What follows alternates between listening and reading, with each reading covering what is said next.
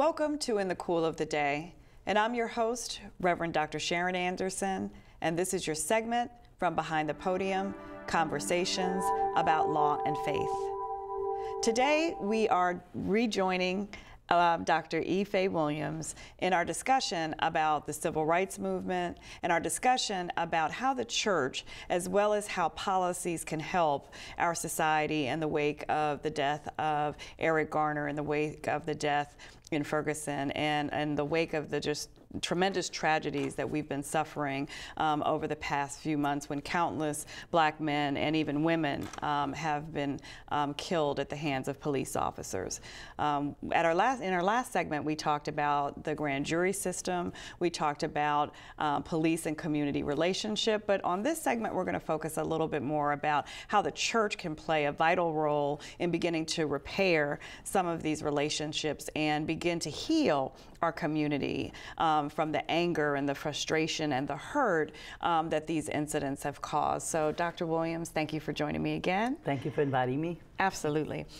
So, let's talk civil rights. We are walking into Black History Month, and we celebrate our history, but I know that this is a trying time for our people. In a month of celebration, we're dealing with the fact that a 12-year-old boy was shot simply for playing with a toy gun. We're dealing with an incident where a black man was choked. His death was ruled a homicide by the medical examiner, yet his killer, a police officer or police officers, weren't indicted. We're dealing with the Michael Brown situation, where he, of course, was shot numerous times for just walking down the street.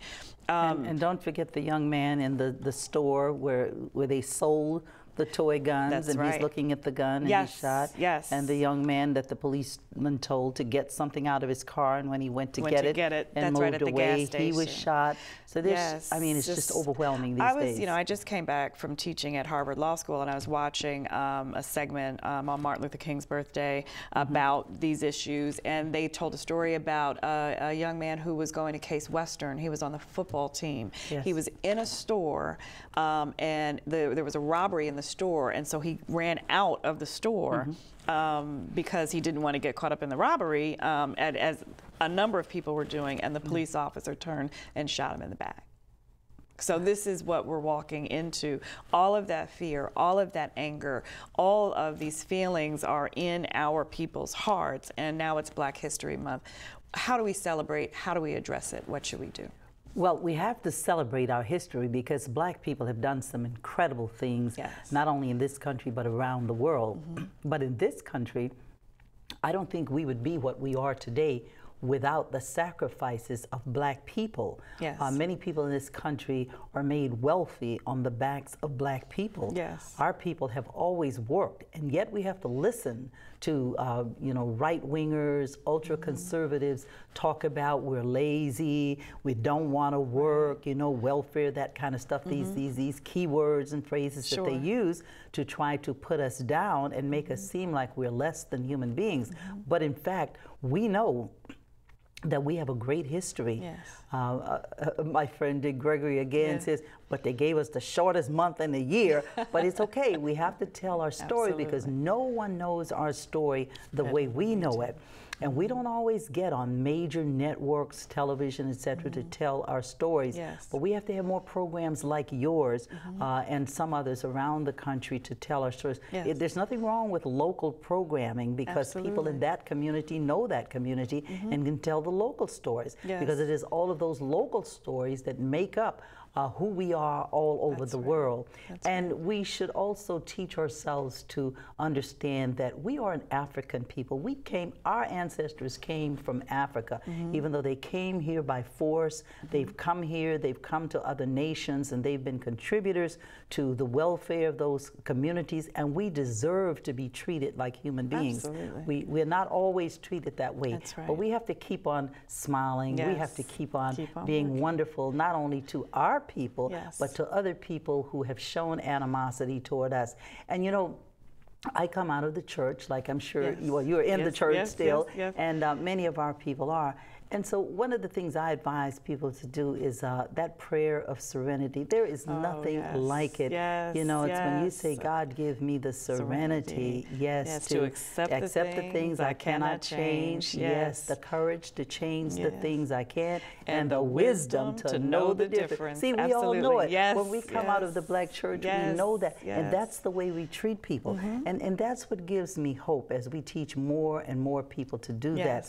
And to, you know, not get outraged at someone who's outraged you for nothing, because then that's what gives us all the high blood pressure and the diabetes and all of the other diseases. So we have to relate it to our own health and our own good as to why we live by that prayer of serenity. That's right. And you know, we've been taught all of our lives, but we don't know what else to do. We turn to who? We turn to God. We pray. We fall down on our knees and pray, and when we get up, we go to work, That's right? You know, some of us forget that part of it, but at least we in our church know that we do that, and we love all human beings, even those who hate us and who treated us badly.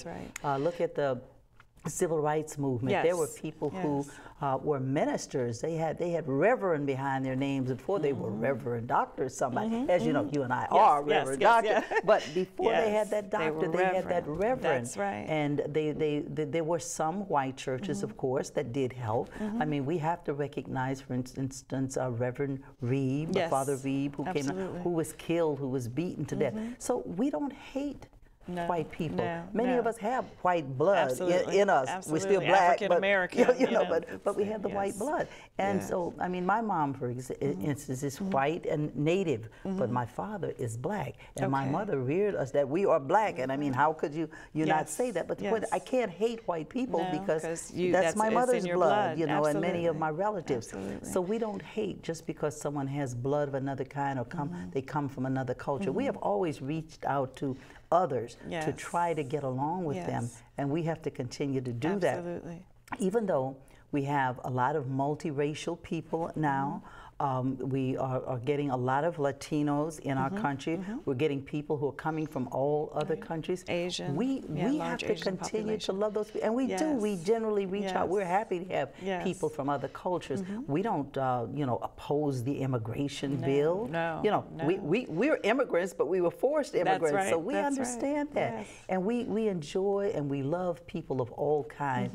And we just have to continue to pray that those who don't know any better will someday come to understand that prayer of serenity and understand the church and what the black church, anyway, what the black church teaches, because I don't know what they teach in some of these other churches when I see some people behaving so badly. But again, we don't hold it against them. That's right. It is our hope that they will come around and they will understand we are all human beings. We are made in the image of God, you know, the same God that made all of them, and we'll recognize that. We will behave accordingly, and we will always want to help and to be there, even for those who've treated us badly. That's right. I don't. I mean, I can truthfully say I don't hate anybody. I hate some of the things they do, but I don't hate anybody. I have never wished anything bad on anybody, and I'm sure you're the same way. You know, I mean, I hurt when I see things happening even in other countries. You know, I'm concerned about what's going on in all of Yemen. I've been there. I mean, I have friends in almost every country you can name. I have traveled there. So those people are real to me. And they're part of you. Even if our country drops a bomb on them or something, I hurt for them. I know there are women and children and old people who are there and they're being hurt. So I cannot just say I hate them, you know. Or just because they're of a different color, just because they have a different mindset, you know, maybe same values applied differently. They come from a different background, but that doesn't mean that it provokes hate. We have to recognize our differences. That's right. And celebrate them. Yes, and celebrate them. Absolutely, absolutely. So I think it's actually exciting. I think with God, there's no coincidences that Selma, the movie Selma's come out in the midst of everything that we're going through as a country. And the civil rights movement obviously has made a difference in our country and has made a difference for our people. There's some people that say not much has changed. So I would love to know what your view is. Do you think that there's been change? I mean, how do you address the folks that say, there's really not been a lot of change, even though, people, we can sit on the bus wherever we want to. We can get on a plane and sit next to whoever we want to. We can apply for housing and move into any area that we want to. Maybe not without some issue, because we heard about what happened in Bethesda, which really hurt me. I was in Boston when I heard it, but to hear that, well, not Bethesda, Chevy Chase, that a black family moved into a white neighborhood and someone wrote the N-word on a white garage door really hurt my heart. But, has it changed, and how has it changed? What's your view? Well, let me just say, I think of it in the way that President Obama did in his book, Audacity of Hope. There are some changes. They've been slow, but let's just say we're better off today than we were 50 years ago or 100 years ago. Yes. So in a way, that's progress. We haven't reached the kind of progress we need to reach in this country, but we are moving forward. The president uses that word forward all the time. We need the church to help us not accept, defeat as permanent or something that has to be. We have to look at our setbacks as just that. I think it was Willie Jolly said setback is a setup, for something. That's the way more of us have to believe that we can do that. We can make good things happen. Yes. And I mean, just look at 50 years ago, most people would never have thought that there would be a black president today. And I'm not saying that is the end and that is everything and everything, because we want there to be another black president. Absolutely. We want there to be a woman president. Yes. We want there to be a Latino, an Asian, a Native American. We want all of everybody to be free to be what they want to work for and to become. And so in that sense, I think we are moving forward, even though this president is being treated very badly by a lot of so-called Christian people in this country, But at least we have to take it one step at a time and continue to move forward and not allow any one setback, like, you lie, somebody calling our president. Those things just have to kind of just flick them off. That's right. And just keep moving, just keep moving. And no matter how slowly we move, we're making progress. Yes. We're making things better for those who are coming after us. Yes.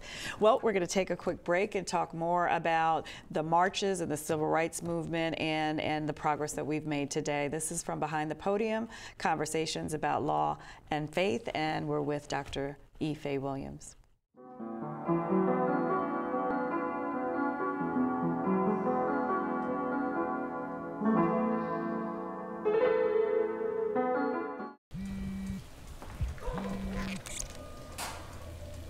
Hi.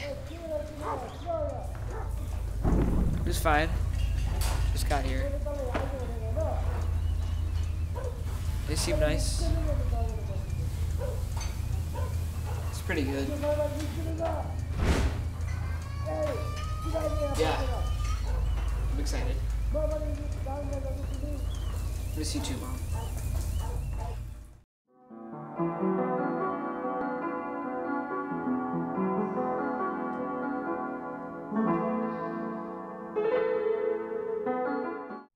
Welcome back to In the Cool of the Day and your segment From Behind the Podium, conversations about law and faith.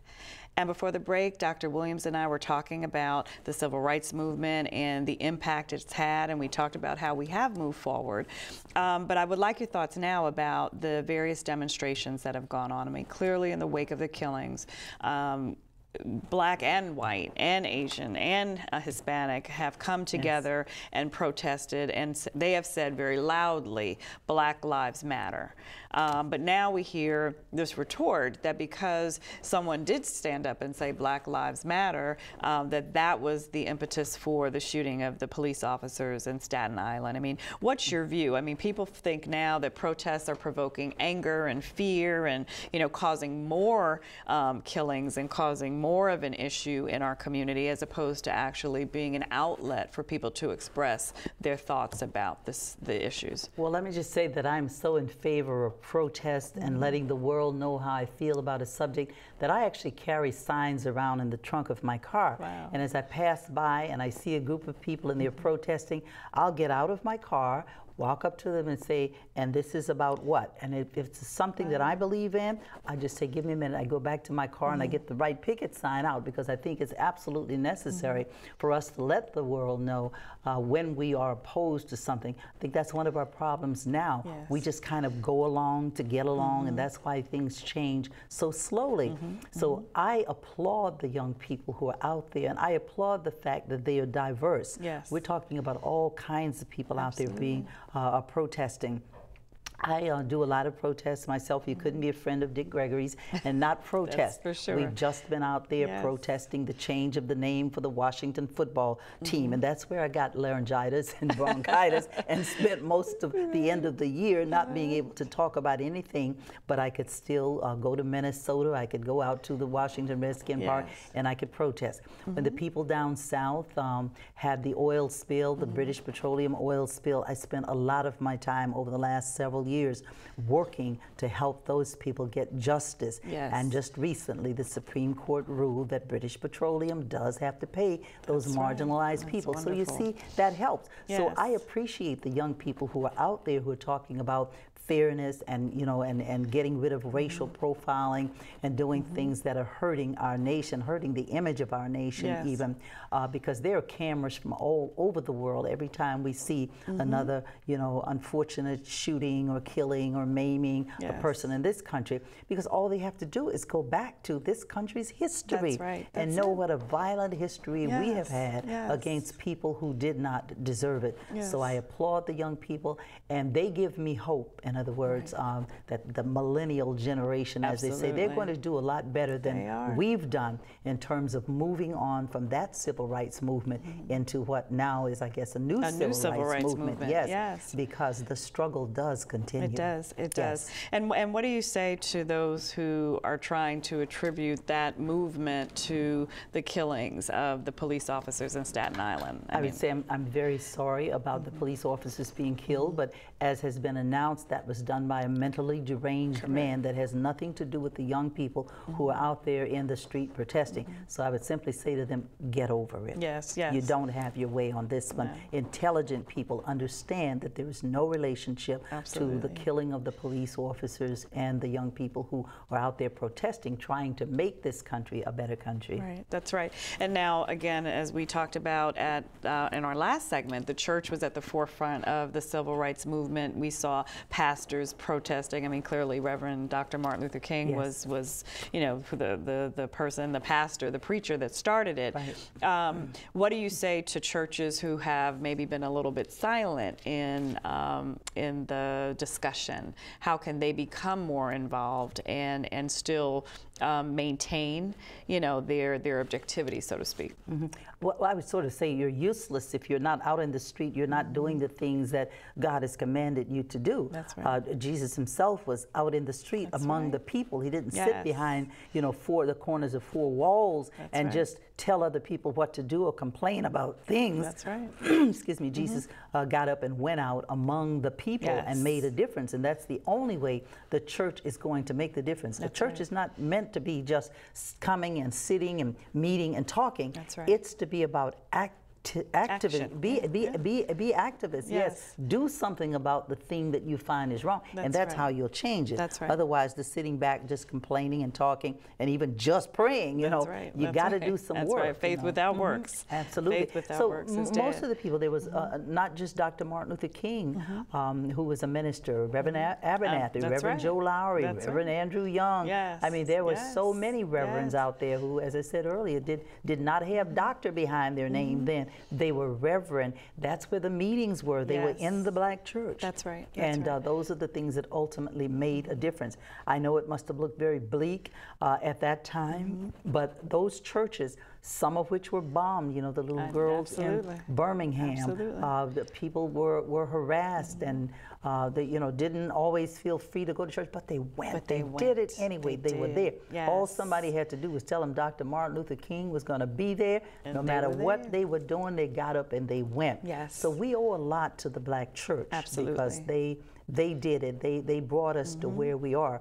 And then we had people who joined them. There were movie stars, musicians. Very true. There were people from other towns who came, who gave money. There was Dick Gregory and Harry Belafonte and Diane Carroll Yes. and Lena Horne, Yes. and so many people who were there because they felt the need to be there with those who had led up to that point. That's right. And the people in the South were the ones who were in the most danger, but they did it anyway. They never And knew they when were- their they homes were cried going to the be loudest. bombed. That's right. Yes, They did. and so we've still got a lot of work to do, not just in the South, although we do That's have right. a lot of work to do in the South. I think most of them are in the red states column, and when you talk about the red states column, those are the churches that seriously need to get to work and to erase some of that animosity from people who are still hating on us. That's Yes. right. That's Yes. right. Yes. And then energizing, because Yes. again, you know, we have the millennials, and they're out there, and they're at the forefront of the movement. And but some then, of them are leaving the church because the That's what I church was is just not about to doing say. That's what it. it should Just be about doing to to say. make a That's difference in right. our That's world. right. So if we want to bring people back to the church, then we've got to show that we are for changing things through our action. Absolutely. Yes. Absolutely. And as you said, not just coming to worship and pray, but Right. that's vital and it's valuable, and we need Right. it. Our families need It it. Our strengthens children us, need it. It yes. strengthens us. But after Sunday, Yes. Monday comes, Yes. and we have to do something. Yes. And the Black church definitely has to be the Yeah. leader in the forefront. Well, you know, that's one of the things I like. You know, I chair a group called the National Congress of Black Women. Yes. And Yes. we are so proud of the fact that just a few years ago, Practical Progressive named us as one of those organizations that's not just about meeting and talking, but about doing and acting. That's And that's wonderful. what we try to do. Most of us come out of the church, so we believe in activism, and we believe we make a big difference in the country. So tell us a little bit more about your organization.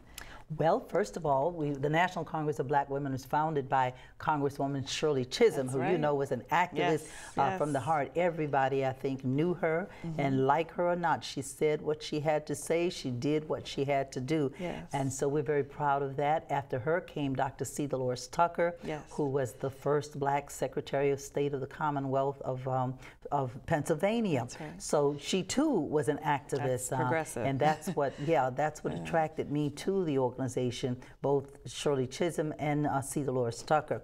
Those are my predecessors, so I have some very big shoes. Now, unfortunately, when I inherited the organization, we didn't have very many chapters, and maybe I shouldn't even say unfortunately. We had only 6 chapters. Today we have about 125 that's wonderful. across the country. So I thank God for the fact that people have understood that when you come to our organization, Yes. we are doing things. We're not Yes. just talking Not about. just We're not just talking about the kind of clothing we wear, or how Yes. much money we've got in the Yes. bank, or any of those kinds of things. You know, how much money we make, what kind of car we drive, Right. and all of that. About No, we're change. talking about how we can make a difference in the lives of people. I have just challenged each of our chapters to adopt at least one family. Maybe you can only do one, but do what you can do for that one family. It may be finding a scholarship for the young person. It may be providing food for the people. It may be paying a bill when they, about to have their lights turned on. But Yes. adopt at least one family. You see, some of us try to take on the whole project, take on everything, and then we get exhausted, we get tired, we fall off. and it defeated. affects the person. Absolutely. When you start and then you don't finish. Absolutely. So, that's So fantastic. we do give scholarships to young people all across the country. We work for women and their families. Yes. And when we say that, men say, well, can we belong? And I say, absolutely. We work for women and their families. Right. If you're part of that family, Yes. then we actually have some men who are life members in our that's organization. wonderful. They've made that kind of commitment. We also work to help young people in what we call a college for kids, because we want them to know they're going to grow up and they're going to be going to college. So we introduce them to college. Sometimes we have the That's program great. on a college campus like Howard University or Maryland or some other college. We try to have it on predominantly Black colleges, but sometimes there is no predominantly Black college. So we have it wherever we can have Wonderful. it, and we bring them on campus. We teach them how to be whatever they want to be in life. We bring in doctors, lawyers, Yes, computer yes. specialists, scientists, Exposure. journalists, to expose them to all of these careers so that Yes. they don't all believe that they have to be a dancer, a singer, or a football player. That's Some right. of them can be that, but they don't Yes. all have to be that, because That's now right. they know more. And when they come, that's what they want to be, but when they leave, they may still want to be a dancer, but they also want to be a scientist. They also want to be a certain kind of doctor. Wonderful. We teach them the different kinds of doctors that there are, Yes. because they may think when they come there's one kind. Right. We teach them how to get along with one another. They're there on a Saturday morning. We have people who love to come in and work with these little bankers. That's one of the most exciting one, when the banker brings in the money and shows you how money compounds and what have you. They've never heard of these things. But their little eyes are so big, they're so excited. What are the ages? 9 to 12. Okay, and then we have another group after the 9 to 12, 13 and up, that's called Young Ambassadors and College for Teens. And the College for Teens program is a live-in program. Okay. Young Ambassadors, we take trips, we go to museums, we go to embassies, we do, you know, other kinds of things that the teens are interested in. Sometimes it's a talent show or what, but just to help them get along with one another. That's wonderful. We've worked on eradicating human trafficking. We know that's a big issue around the world now. We did a show about that during we have Human that. Trafficking And we Month, have Awareness Month. disabilities, a culture of disabilities committee, because sometimes that's the group that gets forgotten. Yes. We have a wonderful group That is wonderful. with this, and so many more programs. I can't tell you about all of them. Tell the listeners, because excuse me, it's exciting to me. Tell them how they can reach you. Well, the difference in our organization and many others is we welcome anybody who comes with a clean spirit and wants to work. That's wonderful. You can reach us by going to our website and first of all learning a lot more about us. It's just simply nationalcongressbw.org. National Congress BW for Black women. Yes. nationalcongressbw.org. We answer all of our emails and phone calls. Our email is info@nationalcongressbw.org.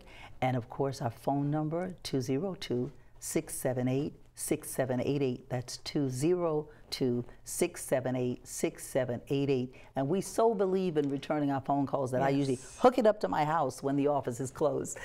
Well, thank you so much for coming and being on the show. Thank you. I am so sure that you have been enlightened about the issues that we're dealing with in the wake of the Eric Garner killing and the Michael Brown killing. And certainly you've learned more about the National Congress on Black Women.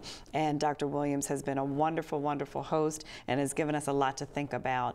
So enjoy your Black History Month. If you're African American, celebrate Black history and your roots, and really begin to become involved in the issues that are prevalent today, and think about how we can make change and continue, as you said, to move forward and not get stuck. You've been listening to From Behind the Podium. We welcome you to listen again and stay tuned for our next segment. God bless you and thank you.